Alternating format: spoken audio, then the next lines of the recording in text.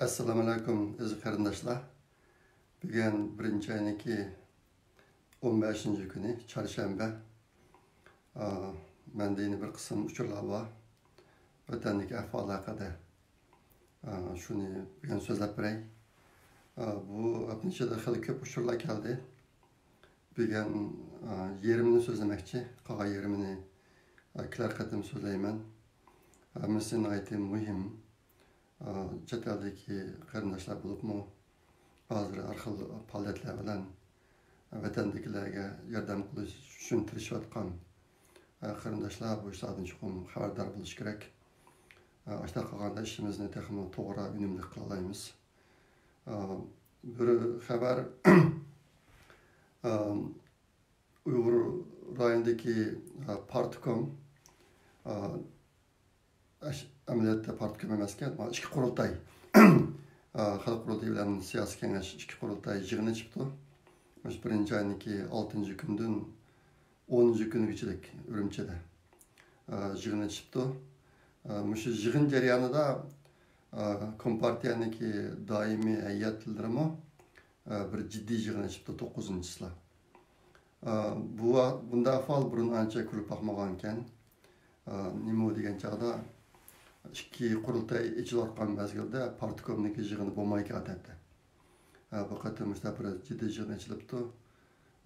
Ba'zi qarindoshlar biroz hayron bo'lganligini dedim ama men nima uchun bunday bo'lganligi to'g'riliq vatandan uchura olmadim.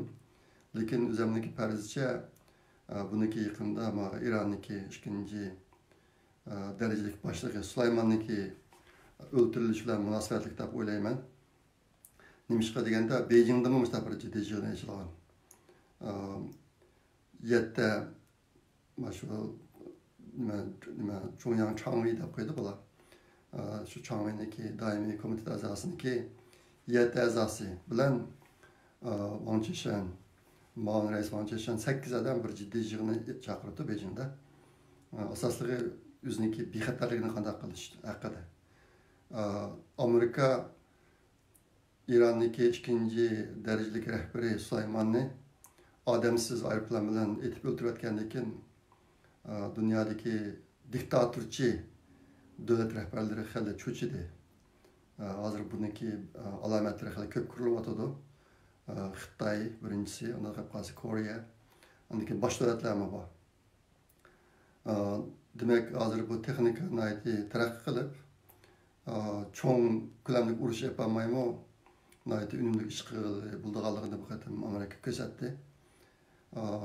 Xitoyning ichida bu vaqtda hali ko'p ijtimoiy tarmoqlarda hali ko'p paranglar bo'pti, qiziqarli paranglar. Bo'libmi Lingdao Shanzhou deb boshqa oldida kasson degan gapni tutib olib, Qarmayda nachilni oldida Qarmayda bo'lgan o't voqeasida shu chog'da o't ketib, Qarmayda o't ketsa boshqa oldida chiqib olsin deb qolgan o'quvchilarning bollarni hamsi o'tobus qo'yib boshqalarning oldiga chiqib ketdi. Boshqa qutulib qoldi, lekin 300 dan ortiq bolalar o'lib ketgan. Bu qatim mavaqadan keyin Xitoylar shuni tutib olib Lingdao Shanzhou deb boshqa ishkirda xilijiq muzokaralar bo'ldi. Bu to'g'riliq Xitoy ziyolaridan bu gaplarni oldim. Undan keyin dunyodagi jiddiy yig'indami asosligi o'zining bexatarligi shunidaki Beijingda 3 chambarakdaydi, Sanxuan degan poyezd yo'li var, yaras poyezd yo'li. Shu 3 chambarakning ichida hech qanday kichik o'yinchoq aeroplan uchirsin bo'lmaydi, katta uchirsin bo'lmaydi, yana boshqa narsa uchirsin bo'lmaydi deb boshqa yangidan belgilama chiqarib olibdi bular. Boshqa ishlar bo'ldi yaqinda Beijingda da. Shunga Urumchiga ochilgan bu partikomniki jiddiy yig'inimi shunga munosabatli deb o'yladim men. Tunögün Wujiaming o'zining siyosatida nishoni qilib, hatto Chenchangonni bitlab oldi u. U deydi, agar Amerika shunaqa odamsiz aeroplan bilan Chenchangonni o'ldirib olsa, masalan, Xi Jinpinglar qanday olib chiqib qolganligini misol qilib faraz qilib turib so'zladi u. Ammo shu ahvollarni tilayotdi. Qisqasi bu qatimki Amerikaniki Sulaymonni o'ldirishi dunyodagi diktatorlardan qattiq vahim paydo qildi. Masalan, Şimal Koreyanın başlığı Kim o yadro sınavlarına hemen to'xtatish to'liq buyruq tushiribdi. Qaraganchada bundan keyin sirtqa atmayotib chiqolmaydi deb deyishyapti Xitoy ziyolilari. Ash darajada qo'rqib ketdi. Mushta bir vahim paydo bo'ldi. Andan keyin yana bir yangi ahvol yaqindagi Xitoy hukumati Uyg'urlarga qaratgan taktikasini nihoyatda jiddiy holda nihoyatda ko'p yo'nalishga o'zgartiryapti. Bu narsaning asosiy qismini men kelar qatim so'zlayman. Bu qatim tilga qo'ygan bir qancha ish bor. Uning birisi nima deganda yaqinda bir qism videolar tarqaldi, YouTube videolar tarqaldi. Uning kissasi qarasanglar hammasi bak yangi. 12 ayning 31 kuni, 1 ayning 2 kuni, 1 ayning 9 kuni, 1 ayning 11 kuni deb. Kissasi esa bak yangi. Men ularning mazmunini qarab bir qismini kon videolar ekan deb faraz qildim. Nima qilsanglar Mesela Abdullah'ın naqsh etgan bir ko'rinishini ko'rdim. Uningki mazmunga qaragan chog'da Haynan Davudning bir yerda aytgan naqsh o'sha edi u. Uyg'urlardagi bu xo'shal tabassum qandaqdir bir dard ko'rgan millatda buldigan alomatlarni hech kimda hech qadar ko'rmadim men. Shuni qarab turib buniki yangi video bo'lishi mumkin emas degan yakun chiqardim o'zim. Abdullah'niki o'g'liniki o'g'lini ismi Mustafa deyman. Yangi yılda naqsh etgan yana bir videom chiqdi. U qaraganda u yangi o'xshaydi. U Urumchida bo'lgan ishga. Lekin qolganlari ko'na. Hozir Xitoy endi dunyoniki diqqatida qancha paydo qilish uchun Uyg'ur diyorida nemish bo'lyapti degan narsalarni. O'sha bir qism ko'na videolarni taqib ular chesasini o'zgartib, ashta qotganda qiladi. Shunga qarindoshlar shu narsalarni ko'rgan chog'da oldirib ishni ketmanglar bunga. Obdan qarab qo'yinglar, obdan tekshirib qo'yinglar. Bu narsa yengimi, ko'nimi deb. Yana bir narsa chiqdi. Xitoydagi 56 osonlik millatlarniki Xitoy bilan to'y qilish nisbati degan bir jadval chiqdi. Mana shu kun oldida tarqaldi bu ijtimoiy tarqatlarda.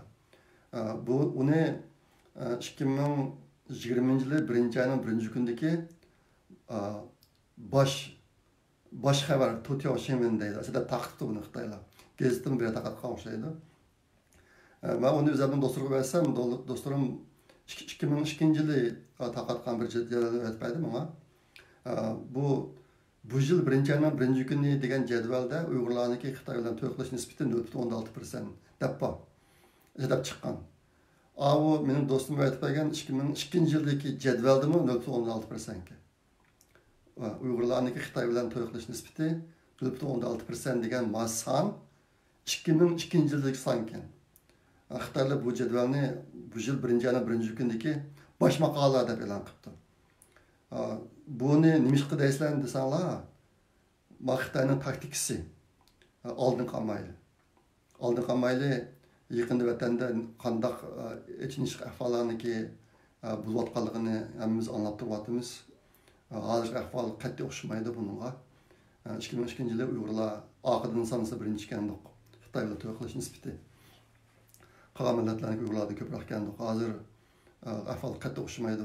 Jadvallarni Xitoyniki tashqi apparati chet elliklarniki ko'zni bu yosh aldash uchun chiqadi deb tushundim men.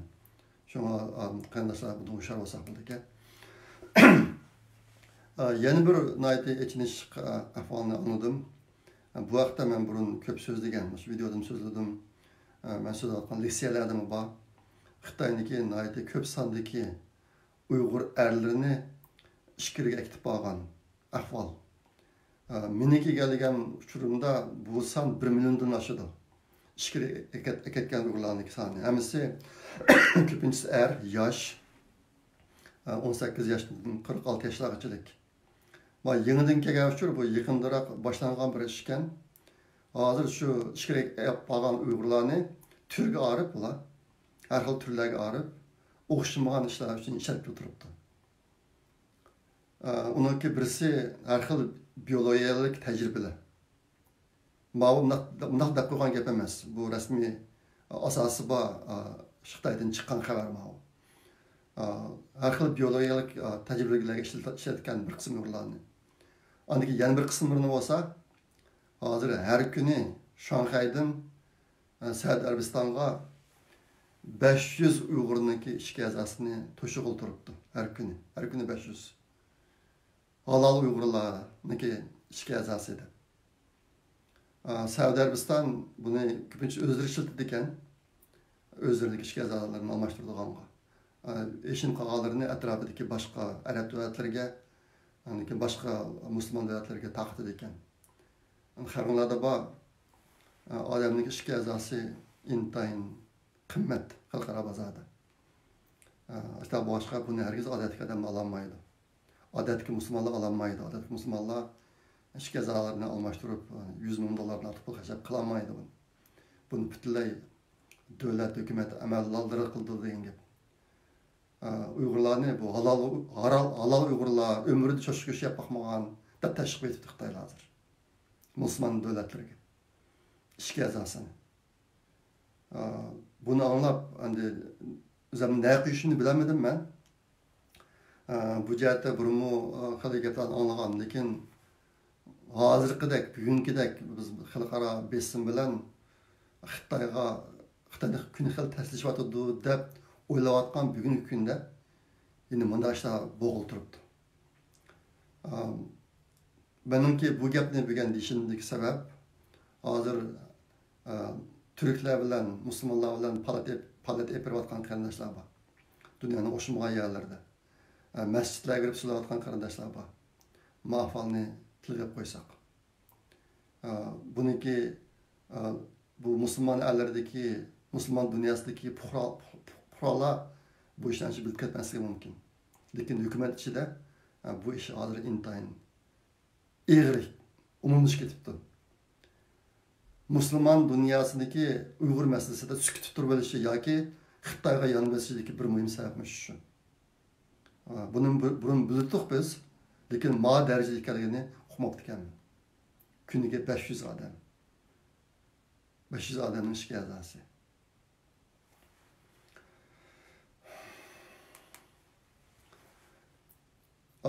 Hozir shu isbot to'playdigan ishlar ayni to'xtamay davomlashyotdi. Norvegiyadan Behter Ömer inimiz qilayotgan Uyg'ur adliya arxivlarini turg'izish bir proyekti olmayotdi. Jini buni o'qiyotdi. Turkiyadan Uyg'ur yar ulami qilayotdi. Yaqinda nimadan Avstraliyadan so'ngimiz Fatima Behter Ömer bilan birlashib Norvegiyadagi shu BDT'niki jadvalini to'ldirib isbot beradigan ishni bir xil asoslashtirib qo'yibdi. BDT'niki ingliz jadvali bor ekan, yo'qolib ketgan odamlarni tizimlaydigan. Buni shu Fatima singlimiz inglizchani tarjima qilib, Uyg'ur ko'n yoziq, Uyg'ur yangi yoziq ashta qilib tayyorlab qo'yibdi. Bu tor betidagi. Tor betiga kirib shu yerni to'ldirsangiz, to'ldirgan uchun Fatima singlimizga bor ekan. Hozir Fatima singlimizla bir ish qilayotgan bir guruh Uyg'urlar bor, inglizcha biladigan. Bular siz yo'llagan uchurlarni inglizchaga tarjima qilib, uni BDT'niki jadvaliga birlashgan davlatlar tashkilotning jadvaliga to'shqizib yo'llaydi ekan. Shuning bilan birga Norvegiyadagi Uyg'ur adliya arxiv turg'izish projekti ularga tang yo'llaydi ekan. Hozir endi shu Jinevaning Norvegiyadagi projekt, Turkiyadagi projekt bularni qilayotgan qarindoshlar birlashib shu narsalarni hammasini o'pcha birga ekansak deb shu yo'nalishda tirishyotdi. Bu bek muhim ish, bek yaxshi ish bu. Buningga qarindoshlarniki keng turda, keng ko'lamda ovoz qo'shib berishini umid qilaman. Hozirgi umumiy son isbot bergan shu jadvallarni to'ldirib yo'llagan umumiy son 5,000 dan oshdi meniki farzimcha. Norvegiyadagilar ham 4,500 dak bo'lib bo'lgan. Qolganlarini qo'ysa 5,000 dan ish bo'ldi. Endi sizlarga chiqatim dedim. O'rta Osiyoni hisob olmagandimi, Turkiya va qolgan ellarda 100,000 dak Uyg'ur bor. Hozir bizning vatanda sunib ketgan Uyg'urlarning soni 3 milliondan 5 milliongacha. Men 5 milliondan ko'p deb o'ylayman o'zim. Ashunchalar Uyg'urlar yo'qolib ketdi. Ashta bo'lgandan keyin chet elda 100,000 dak Uyg'urlar bor desak, O'rta Osiyodan boshqa. Kam deganda bir 20-30 ming odam isbot berish kerak. undaq bermesek, undaq beremesek biz üçün bir facia. Şunu saqlayatqan qarindoshlar obdan o'ylanib, hozir xilji qarindoshlar chet eldagi isbot berish orqali o'zining oilasidagi kishilarni, yaqin tuqqanlarini qutuldirib oldi. Bu gap bunday deb qo'ygan gap emas. Bu isbotlandi hali. Şuna sizlar qarab tursanglar, agar isbot bermasanglar, uyindagilarga kelgan xabar taxmin cho'ng, ziyon taxmin cho'ng. Şuna bu ishga bak astoydil muomala qilgan bo'lsak. Yana bir ish Abdulla inimiz Xotandagi Qarqash noyisidan tutilib ketgan 600 dan ko'p Uyg'urlarniki tizimligini qo'lga tushgan ekan. Bu Uyg'urlar chet elda tuqqanlari bo'lgani uchun tutilgan Uyg'urlar ekan. 600 dan jiqroq ekan. Abdulla inimiz nima bilan ko'rishib, muxbirlar bilan ko'rishib, mana jadvalni e'lon qilib chiqarish, andan keyin bu vaqtda maxsus bir doklad chiqarish bilan deyishib ketdi ekan. Endi muxbirning degani tutilganlar 600 dan ko'p bo'lsa, cho'qim chet elda tuqqanlari bor deb tutilgan bo'lgani uchun chet elda cho'qim ularniki 600 ta tuqqani bor. Ulardan bir qancha odam isbot bersin, jadvaldagi tuqqanlarini tunib, ma'lum tuqqanim, mandaq tuqqanim deb tunib isbot bersin, shuni birlashtirib e'lon qilaylik desa, hozir qadar ashni qilib odatda bo'lmay yuradi. Bu Uyg'urlar uchun yana bir fojia. Men o'tganda dedim, o'zimizning Hong Kongliklar bilan Tayvanliklar bilan solishtirib baxsak bo'ladi. Ularniki fojiasi bizdek ig'ir emas. Ularda bir qism fojialar bor, ammo biznikiniki oldida suv qiypiranmaydi. Lekin u davlatlardagi xalqning qo'zg'alishi 70%dan eshiyotidir. Yaqindagi Hong Kong sayloviga qatnashgan odam 70%dan ko'p. Hozir Tayvanda mashtaq bo'lyotdi. Men o'tganda dedim, bu yil Hong Kongdagilar yangi yilni tabriklash faoliyatini yapolmay, yangi yilda cho'ng namoyish qildi. Namoyishga 1 milliondan ortiq odam chiqdi. Hong Kongning nufusi 7 milliondan ko'p. 7 milliondan ko'p odamniki 1 milliondan ortiq bir kunda namoyish chiqdi. Bizning Uyg'urlarniki qancha prosentda chiqdi namoyishga o'ylab baxsak bo'ladi. O'tganda mana shu diniy huquq bilan birlashtirib bu ishlarni tilga oldim men. Yaqinda shu Yasir Qoziyniki leksiyalaridan azroq anladim men. Bizning islomda diniy yetakchilarga qo'yilgan qanday talab bor. Hozir sabr qilish to'g'riliq gaplar ko'p chiqyotdi. Mushtaq ig'ir kunlar qilyapmiz. Bir qism qarindoshlarimiz, diniy ziyolilarimiz hozir Uyg'urlarning boshiga kelgan zulmni diniy nuqtadan turib tushuntirishga tirishyapti. Shu tushuntirishlarga bir narsani qo'shib qo'ysak. Tarixda o'tgan payg'ambarlarimizning hammasi hokimiyat beshidagi huquqdorlarga jan e'lon qilgan. Haqiqatni tashkil qilaman deb hokimiyat beshidagi hukmdorlar bilan zolimlar bilan kurash qilgan bo'lar. Qandaqdir qo'l ostidagi musulmonlarning sizlar kurash qilinglar, men tutib turay demagan bo'lar. O'zlari bosh bo'lib mangan. Ular ömrünün ko'pincha qismida kishilarni e'tirof qilishga erishmagan. Nəhayət ko'p azob uqubat zarbalarni o'z beshidan kechirgan. Lekin haqiqat uchun tug'an. Bizniki chet eldagi yetakchilarimiz bu vaqtda bilan o'ynab baxsak bo'ladi. Biz boshqalarni deb o'zimiz jim turib olsak, boshqalar midilmaydi.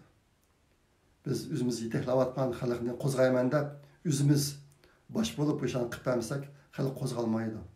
Ish undoq bo'lmaydi, undoq oqmaydi. Mushtada bizda xil ig'ir masalalar bor. Men bu vaqtda keyin yaxshi fursatda ayrim to'xtalaman. Bu gapni shig'ildab beray. Mana bu Qarqash noyisidagi tutilib ketgan 600 dan ortiq Uyg'urlarniki jadvali bekor quruq ketmasin bu. Vatandagilar jinni olqinga epib turib, jinni tikib turib chet elga chiqib qo'ydi buni. Chet elga Uyg'urlar bir ish qilamni ekanda. Ham chet elga Uyg'urlar o'lish pasana bo'ladi. Men degan shu videodan keyin shu ikki masala ustida bir qism mazmunni men Facebookga chiqarib qo'yman, shuni ko'rib olsanglar bo'ladi. Isbot berish haqidagi. Ondan keyin yana bir masala degan ehtimol bir qismlar Amerikada ikki cho'ng ish bo'ldi. Onun birisi Avam Palatası bilan Kengash Palatasının a'zolari Donald Trumpni taxtdan tushirib o'tish haqida umum bilat tashlash ishini yapadi. İşini yapadi. Demokratçı partinin a'zolarining hammasi Donald Trump chiqib ketsin deb ovoz berdi. Cumhuriyet Partisining hamma a'zolari chiqib ketmaydi deb ovoz berdi. Shunga butun partiya bo'yicha ikkiga bo'linib ketdi bular. Ashta qilib bir bilat tashlash bo'ldi. Endi bu natijani hozir endi Kengash palatasiga yo'lladi degan. Endi Kengash palatasi bilat tashlaydi bunga. Kengash palatasiniki tangdan tulisi, Kengash palatasi a'zolarining tangdan tulisi Cumhuriyetçiler. Ashta boshqa yo'lni o'tmaydi bu. Shunga Donald Trumpniki taxtdan chiqib ketishi mumkin emas. Bu bir qonunchilikka siyosiy o'yin deb qarash mumkin. Bu Amerikaniki asos qonunda bor narsalar, hozir qilinayotgan ishlar. Lekin buniki bir boshqa chiqmaydiganligi, Donald Trumpniki chiqib ketmaydiganligini bilib turib, demokratchilar, Cumhuriyetçilarga bir zarar berish uchun bu ishni qilyapti hozir. Lekin albatta deganimdek, bu asos qonunning ichida bor narsa. Shunga Amerikada bunday ishlar bo'lib turdi. Buni butunca ketim emas. Shunga qarindoshlar deb tushunsa bo'ladi. Donald Trump chiqib ketmaydi. Ikkinchi ish, degan Xitoyniki bir vakillar umiga kelib, Amerikada birinchi bosqichliq savdo kelishimiga imzo qo'ydi. Buni da'vatlik yapadi Amerikada Donald Trump 100 imzo qo'ydi. Xi Jinping kelmedi, Donald Trump o'zi imzo qo'ydi. Xitoydan kelgani bir Xitoyniki nima Liu Hemo ismi bir boshliq bor. Muavin rais qiladi Xitoyniki. Shu kelib shu imzo qo'ydi. Ashta qilib birinchi bosqich narsalar tugadi. Bunun ichida nurg'un masala bor. O keyinchi asta oshkorlanadi. Bu yerda undan deb bo'lmaydi. Endi maoshni bergan tilg'ilishindagi bir sabab Uyg'urlar haqidagi qonunni qisqacha tilga qo'ymoqchi. Yaqinda bu vaqtda hech qanday param yo'q. Sababi Amerikadagi abakadagi cho'ng ishlarniki tufayli narsalar bo'lyotdi. Lekin bu ishni keyin qaytib keladi. Men yaqinda inimiz Nuri Turkaldan so'radim hozirgi buniki holati zodi nada deb. Sizlarning xabarlarda bor. 13 yangi 3 kuni Avam Palatasi imzo berib 174 bilat bilan 174 mi qancha? 400 injiqdi bor. 407 bilat bilan 407 bilat bilan Avam Palatasini o'tib ketdi bu. O'tib ketib buni Kengash palatasiga qaytarib berdi. Shundan keyin o'sha yerda turliq hozir. Hozir nima ish bo'lyapti desanglar, Kengash palatasıniki bu qonun loyihasida ikki muhim modda bor ekan. Muhim moddalar jiq endi. Bu yerda o'zgarib ketgan moddadan ikkisi bor. Uniki birisi Amerika hukumatidan bir alayida hamkorlashuvchi amaldorni qo'yish Uyg'ur masalasiga. Bu Tibetlarniki bor. Tibetlarniki shu Tibet Coordinator dedi, Special Coordinator for Tibet deydi. Aşındaq bir hamkorlashuvchisi bor. Ondan keyin senatordan Kengash palatasından chiqqan qonun loyihasida mana shu bir modda bor edi. Ana yana birisi Amerikadagi FBI'dan har yili bir qatimdan doklad chiqarish Uyg'ur masalasi haqida. Mush ikki muhim moddani evitib Avam palatasidagilar. Uning iziga boshqa yangi moddani qo'yibdi. Uniki birisi burun Magnitsky qonunni qo'llanish ixtiyoriy shaklda bo'ldi debdi burunqisida. Buni Avam palatasi majburiy Onu zaten kolunuz tiyse çıkım kolunumuz dep ana o'zgartibdi. Andaki ikincisi Amerikadan chet çıkırdığan, bulup Xitoyga çıkırdığan şu yuqori texnologiyalik qattiq va yumshoq detallar, buyumlarni cheklash moddasi bor ekan. Bu ikki moddani Avam palatasi qo'shibdi, lekin oldingi ikki moddani evitibdi bular. Evitib hozir endi bu senatorlarning nazarida, Kengash palatasining a'zolarining nazarida bu burunqi ikki moddani evatsa, bu qonun loyihasi yumshoq bo'lib qoldi. Burunqida qattiq bo'lmay qoldi deb o'ylaydi ekan bu birinchisi. Yana birisi bu Magnitsky qonuni bilan bu eksport kontrolligi bu narsalar shu Amerika Kongressiniki banka komitetining ostidagi narsalar ekan. Xalqaro munosabat emas, tashqi ishlar munosabat komitetining ostida emas, banka munosabatga kirib qoldi ekan. Ashta bu boshqa buni hozir mustaqil salsa senatordan o'tish tasrih bo'lib qoldi ekan. ta'sir qilib qoldi ekan. Aşama bu iş sal murakkablaşib qoldi. Endi buni yaqinda yana bir kelishimlarni o'zaro kelishib yana o'tirib tashlaydi ekan bu ish mangdi endi. Lekin hozirgi qiyinchilik shu ekan. Buni aynan tashlasa, Kengash palatasini o'tmaydi deydi. Murakkablaşib. Agar uni burunqi o'zgartib, ondan keyin Avam palatasi va u yana o'tmaydi deydi. Ashta qilib o'tirdi, hozir biroz chek basmaydigan masalaga yo'l qo'yibdi bu. Ashtaxtami endi ma'vu Amerikadagi cho'ng ishlar tugadi, biroq Xudoyim bilsa bu masalani o'tirib chiqish mumkin.